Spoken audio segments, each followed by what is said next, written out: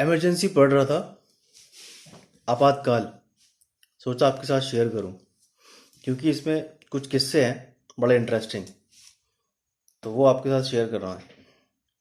Emergency basically तीन तरीके की होती है: national emergency, state emergency and the financial emergency. Topic थोड़ा टेक्निकल और लंबा था, लेकिन मैंने इसको आपके लिए थोड़ा कंसाइज और सिंपल करने की कोशिश की है। तो सबसे पहले देखते हैं national emergency. National emergency constitution में आर्टिकल 352 में विद्यमान है और ये बेसिकली तीन बेसिस पर लगती है: वॉर, आर्म्ड रेबेलियन और आपका एक्सटर्नल एग्रेशन। वॉर का मतलब कि जब दो देश युद्ध की घोषणा करते हैं तब। एक्सटर्नल एग्रेशन मीन्स कि जब कोई देश परेशान कर रहा हो किसी देश को तब, या उससे सुरक्षा को खतरा हो तब। तीसरा है आपका आर्म्ड रेबेलियन, मीन सशस्त्र विद्रोह। सशस्त्र विद्रोह जो वर्ड है ये 44th अमेंडमेंट के बाद आया है, इससे पहले यहाँ पर इंटरनल डिस्टरबेंस था। तो अगर राष्ट्रपति को लगता है कि इन तीनों ही सिचुएशन में भारत की सुरक्षा को खतरा है, तो राष्ट्रपति काउंसिल ऑफ मिनिस्टर्स की एड एंड एडवाइस पर आपातकाल की घोषणा कर सकते हैं। वो सिर्फ घोषणा कर सकते हैं, बट जो इमरजेंसी है वो कंटिन्यू होगी या नहीं होगी इस बात को डिसाइड करेगा पार्लियामेंट। अब पार्लियामेंट इसको डिसाइड कैसे करेगा? पार्लियामेंट के जो दोनों हाउसेज हैं, लोकसभा और राज्यसभा, उनकी टोटल मेंबर्स की 50% +1 से मेजोरिटी से उसको पास होना होगा, plus 2/3 of the voting of the present members, ऐसे पास होना होगा उसको। तो जब ये अप्रूव हो जाता है पार्लियामेंट से, तो उसके बाद वो 6 महीने के लिए वैलिड हो जाता है। इमरजेंसी जो होती है वो इंडेफिनेट पीरियड के लिए लग सकती है, बट 6 महीने के बाद उसको फिर से अप्रूव होना होगा पार्लियामेंट से। और अगर पार्लियामेंट का कोई भी सदन, लोकसभा या राज्यसभा, उसको पास नहीं कर पाता है या उससे सहमत नहीं होता है या उसको डिसअप्रूव कर देता है, तो इमरजेंसी सेम डे ही रिवोक हो जाएगी। इंडिया में अब तक 3 बार इमरजेंसी लगी है: 1962 में इंडिया चाइना वॉर में, 1971 में इंडिया पाकिस्तान वॉर में, और 1975 में 25 जून 1975 को इंटरनल डिस्टरबेंस के आधार पर। जो ये थर्ड वाली है ये बहुत इंटरेस्टिंग है, बहुत अच्छा किस्सा है, मैं आपको सुनाता हूँ। इसमें सिर्फ राष्ट्रपति साहब नाम के थे, बट ये जो प्रोक्लेम की थी, इसकी जो घोषणा की थी, वो इंदिरा गांधी जी ने की थी। हुआ ये था कि इंदिरा गांधी जी लोकसभा का इलेक्शन रायबरेली से हार गई थी राजनारायण के अपोजिशन में, लेकिन उनको चुनाव जिता दिया गया था। इस चीज़ को लेकर राजनारायण ने इलेक्शन पिटीशन एक इलाहाबाद हाई कोर्ट में फाइल कर दी, जिसमें इंदिरा गांधी को गिल्टी माना गया और उनसे कहा गया कि आपको आपकी पोस्ट से करप्ट प्रैक्टिसेस पर डिस्क्वालीफाई किया जाता है, और साथ ही साथ आप पर बैन लगाया जाता है कि आप अगले 6 साल तक किसी भी पब्लिक पोस्ट को एज्यूम नहीं करेंगी, ग्रहण नहीं करेंगी। इसमें जो वकील थे इंदिरा गांधी जी के, वो वीएन खरे साहब थे। वो कोई ज़्यादा बड़ा नोन फेस नहीं थे, लेकिन हम ये जानते हैं कि जिस दिन वो अपॉइंट हुए उनके वकील, ये इतिहास है कि उन्होंने उस दिन के बाद से चीफ जस्टिस ऑफ इंडिया तक का सफ़र तय किया था, और उनकी लेगेसी आज तक चल रही है।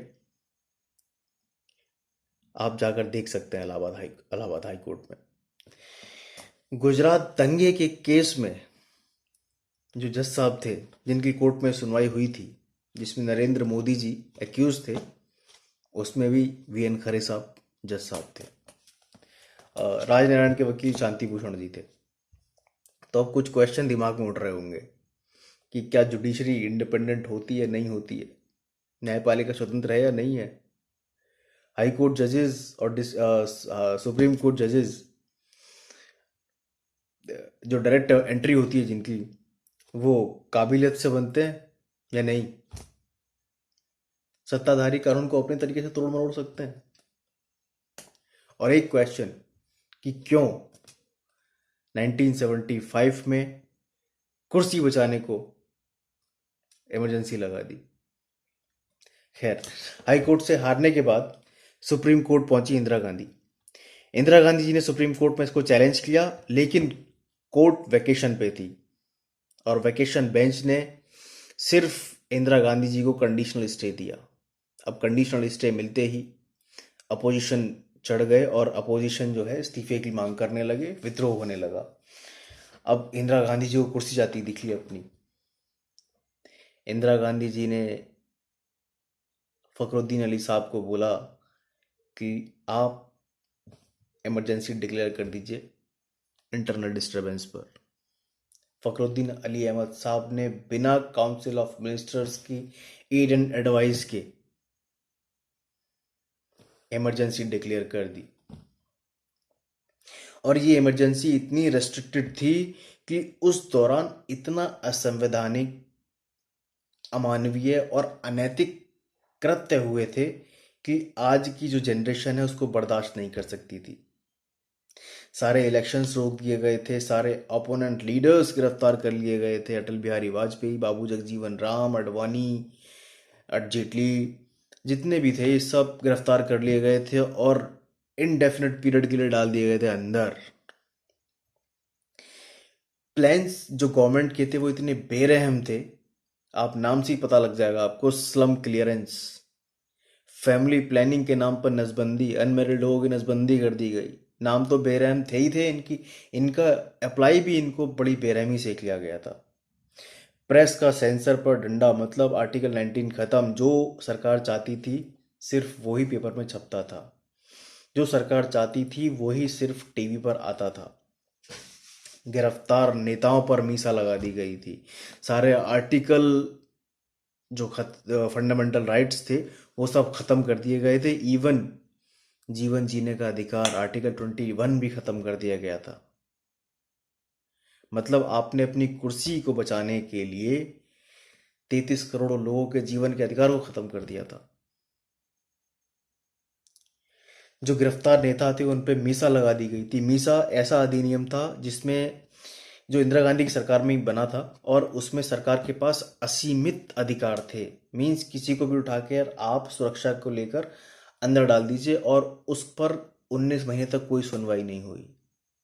किसी का भी फोन टेप कर सकते थे, किसी की भी बिना वारंट तलाशी ले सकते थे और उसकी कोर्ट में कोई सुनवाई भी नहीं होनी थी।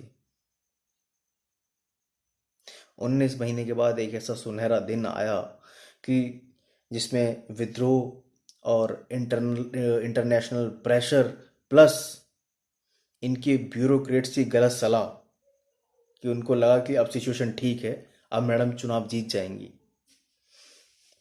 पर 18 जनवरी 1977 को इंदिरा गांधी जी ने जनरल इलेक्शंस की घोषणा कर दी।